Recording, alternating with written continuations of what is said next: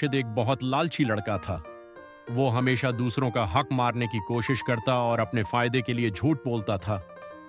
अगर कहीं सड़क पर पैसे गिरे हुए मिलते तो वो उन्हें वापस करने के बजाय खुद रख लेता। उसकी ये आदत सबको नागवार गुजरती, मगर वो अपनी लालच से बाज नहीं आता था।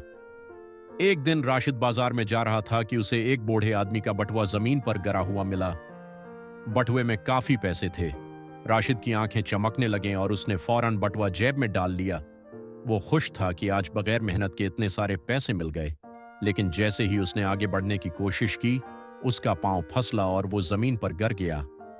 उसके हाथ में चोट आ गई और उसका पसंदीदा खिलौना भी टूट गया।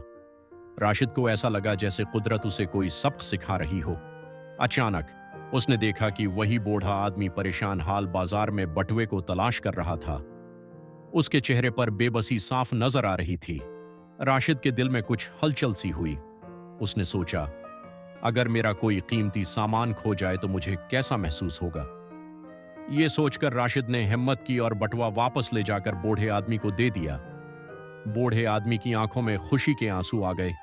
उसने राशिद को दुआएं दी और कहा, बेटा, हमेशा अपने वालिद की दुआ का इंतजार करते रहें। ईमानदारी सबसे बड़ी दौलत है।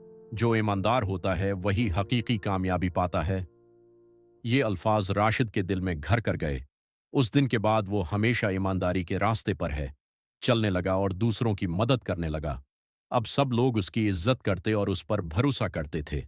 सबक: लालच हमेशा नुकसान पहुंचाता है, जबकि ईमानदारी जिंदगी को खुशियों से भर देती है।